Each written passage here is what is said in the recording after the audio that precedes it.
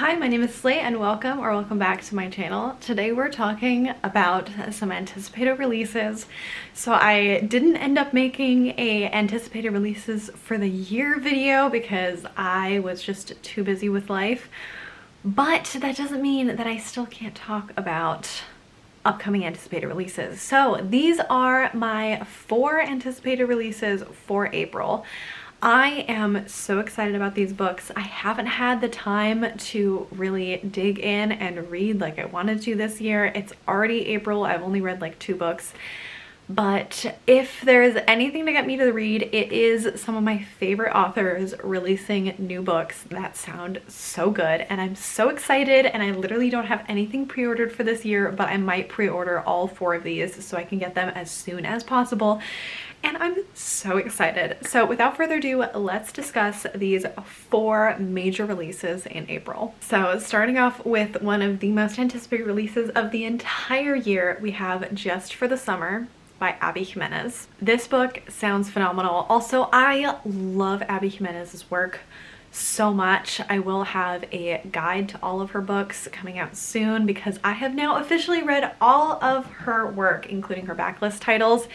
And I really think that there is a kind of like a best way to read them in order to really appreciate her work and also not be thrown off. Some of the backlist titles are a little but I think you will still enjoy them and appreciate them more if you've read some of her recent work first. So Just for the Summer is coming out on April 2nd, and it is about Justin and Emma. So Justin and Emma both believe that they have the same curse where they will date someone and then right after they break up with that person or that person breaks up with them, that other person will find their soulmate. Since the 2 of them both have this curse, they think if they date each other and they break up, then they will both be destined to find their soulmate afterwards. Emma is a traveling nurse and she wasn't really anticipating spending the next couple months in Minnesota for her job, but this scenario might just be the reason for her to do that. So the 2 of them start spending, I think it's the summer, the 2 of them start spending their summer together in Minnesota. They're kind of like fake dating, but along the way, they might just fall in love and have to figure out what they will do next. This book sounds amazing. The cover is gorgeous. Abby Jimenez is so good at writing characters and romances and also just bringing in so much like real life and real world situations into her work. Her last 2 and latest novels are 2 of my favorite books of all time. Yours Truly is my favorite book of all time, and I have never felt so seen by the anxiety rep that book had. So I am very excited to read Just for the Summer. And this is coming out so soon. Literally, it's already out by the time you see this video, April 2nd. Next, we have another April 2nd release. So yes, this is also out by the time you're already watching this, so you can already get it and be reading it alongside me if you want. And that is The Rule Book by Sarah Adams. I have read most of Sarah Adams' work. I think I read When in Rome and whatever that pink one was, and Practice Makes Perfect. Actually, I haven't read most of her work. I've only read those 2.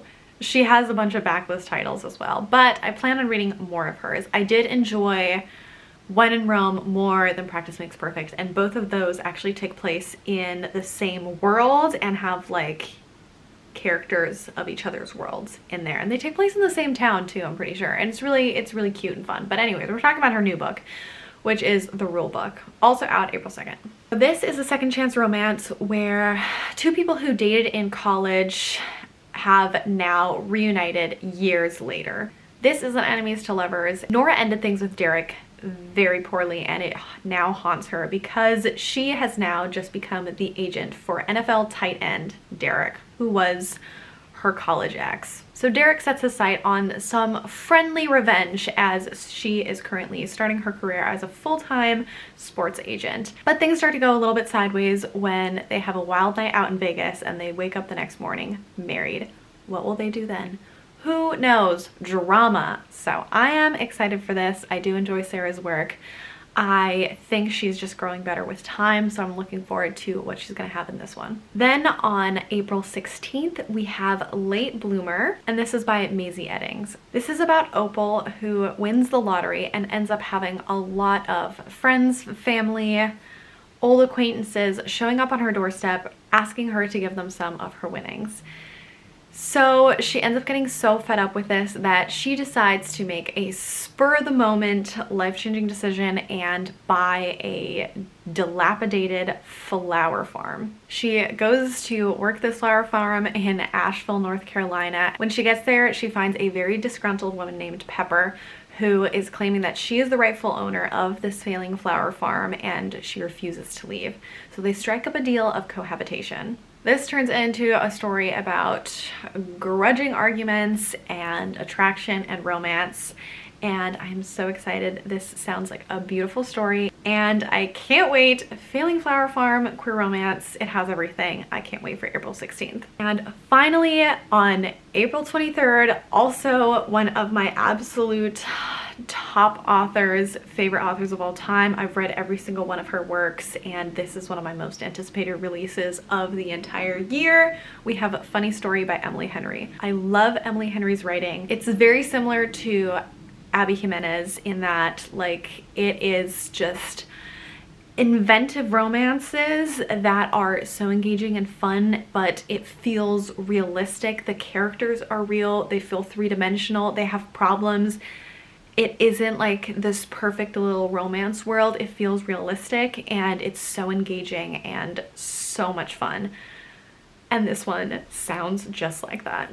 So this story starts off with Daphne, whose fiance Peter was always telling this beautiful story of their romance and how they fell in love, up until Peter realized that he was actually in love with his childhood best friend Petra. So now Daphne starts off her story alone. She becomes dreamed to be a children's librarian and she ends up stranded in this small town with no friends and no family, with only one prospective roommate who could understand her situation, and that is actually Petra's ex, Miles. Miles and Daphne are absolute opposites. They are completely different personalities and they hardly ever see each other as roommates until one day they are drowning their sorrows and they strike up a tenuous friendship. In this friendship, they decide that they are going to post romantic seeming summer photos of the two of them. It all is just for show until Daphne realizes that she could be falling in love with her ex-fiance's fiance's ex,